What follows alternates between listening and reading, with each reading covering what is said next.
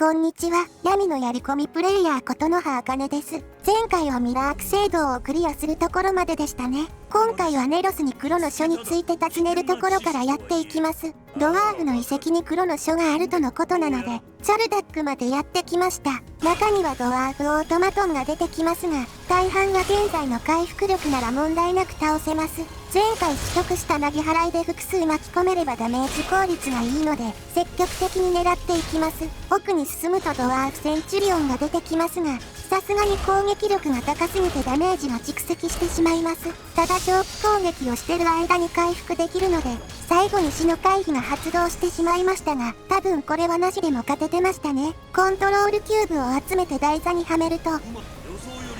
ドワーフセンチュリオンマスターが出現しました。正面から殴り合うのは危険なので、体力が減ってきたら交代して、ネロスに攻撃が向いたらまた殴りかかります。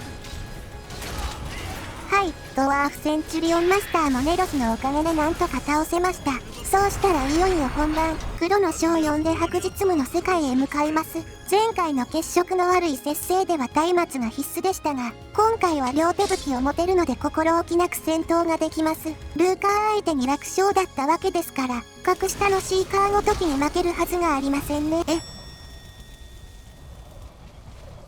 白日夢ではシーカーが大量に出てきて危険なので、ダッシュで駆け抜けるのが賢い選択と言えます。最深部に到達したら、ハルメアスモラから服従の二言目を教わって、3つの能力の中から1つを選ぶのですが、今回はドラゴンボーンの力を得て、揺るぎなき力を強化します。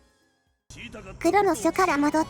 チャルダックの外に出ると、黒サルハーと戦闘になります。できればネロスと一緒に戦いたかったのですが、どれだけ待っても降りてきてくれなかったので、ドラゴンが降りられそうな広い場所に移動します。当然攻撃はリジェネちゃんに向くわけですが、ブレスの威力が尋常じゃなく高いです。最低レベルが高めに設定されているのか、これまでとは比べ物にならない強敵です。気を抜くとあっという間にやられてしまいそうなので、ヒストスキンを発動、回復力を強化した状態で戦います。聖職者によって効果時間は1分半に伸びているのですが、ドラゴンは飛び回って攻撃できない時間が長く、黒サルハーの体力が高いこともあって、途中でヒストスキンが切れてしまいました。ただ相手の体力も残りわずかだったので、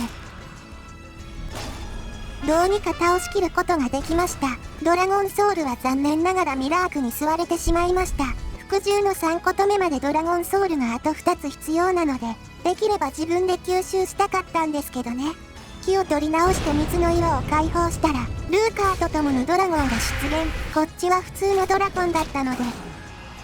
難なく撃破しました。ドラゴンソウルも無事吸収して、これで必要なドラゴンソウルはあと1つになりました。戦闘中に重装スキルが80まで上がったので、ジャガーノートのランク5を取得します。これで必要な重装パークは全て取り終わりました。それではどこかでドラゴンソウルを調達してきます。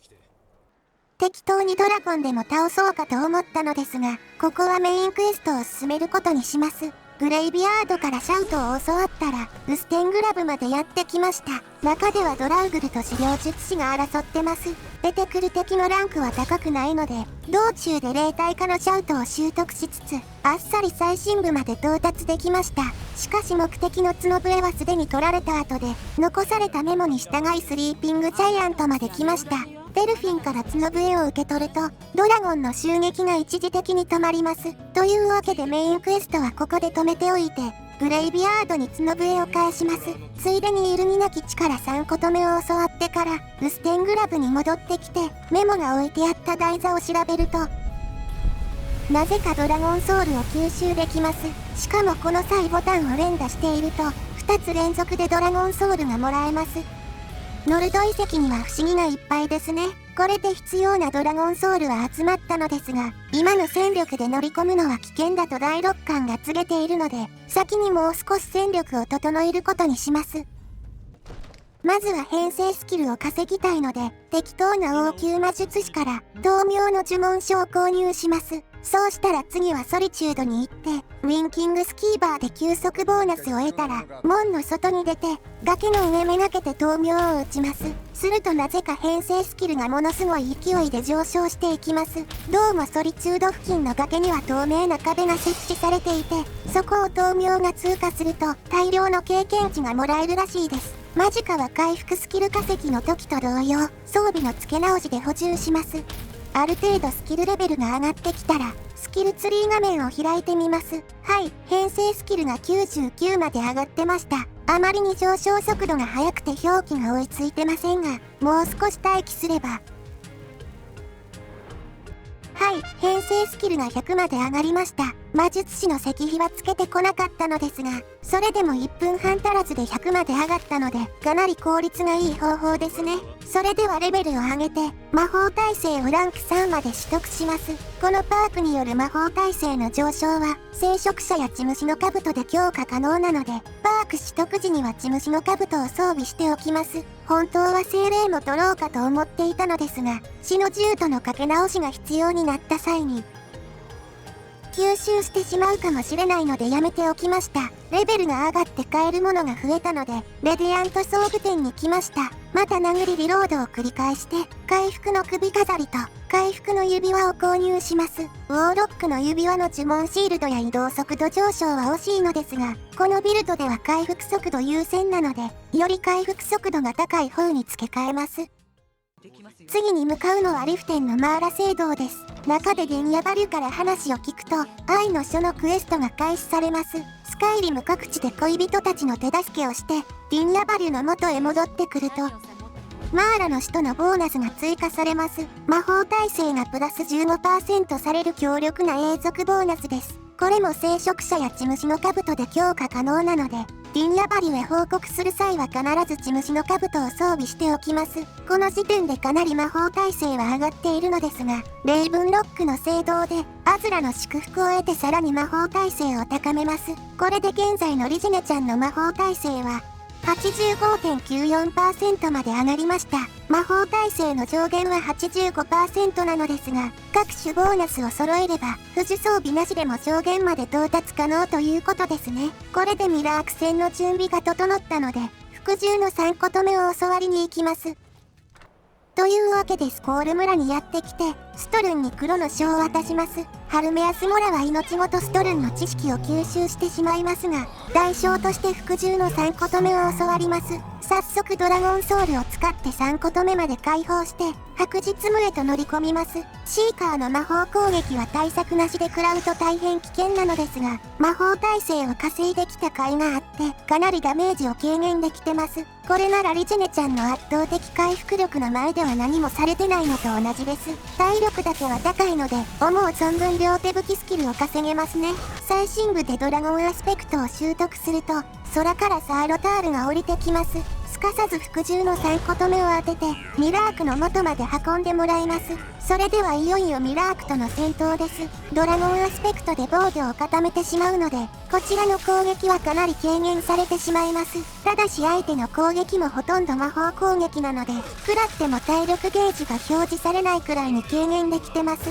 まともなダメージを受けるのはミラークの剣による攻撃くらいですが、よっぽど連続で受け続けない限り回復が間に合ってしまいます。ミラークもドラゴンソウルを吸収して体力を回復してきますが、所詮は回数制限付きの偽りの回復力、無限の回復力を持つリジネちゃんにかなうはずもなく、全てのしもべを失ったミラークはハルメアスモラの触手に貫かれてしまいます。ミラークが完全に死亡したら死体を調べて、はい、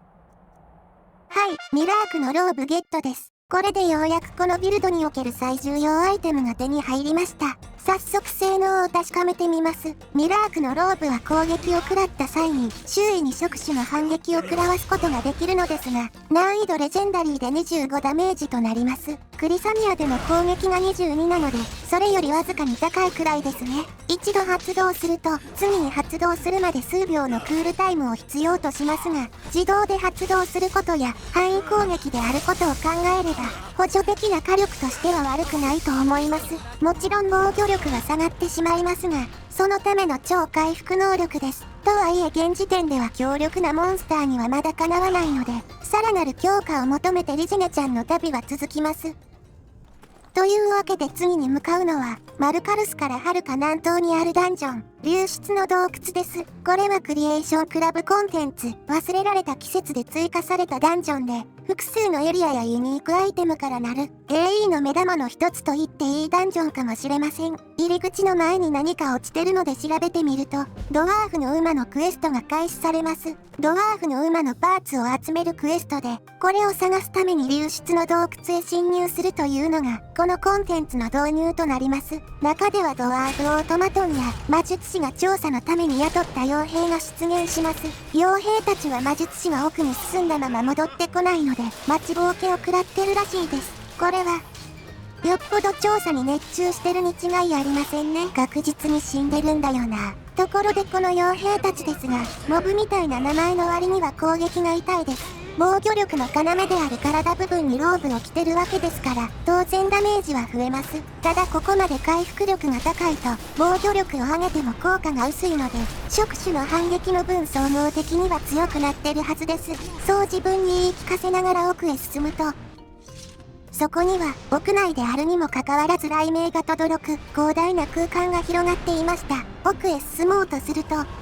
階段が下がって登れなくなってしまいます。案の定死んでた魔術師の日記によると、この広間は4つの季節のエリアと隣接しており、それぞれの季節で同感を止めることによって、先へ進めるようになるらしいです。ついでに死体が持ってたドワーフの王冠を回収したら、同感を止めにそれぞれの季節を巡っていきます。といったところで今回はここまでです。良ければ高評価チャンネル登録お願いします。それではまた次回お会いしましょう。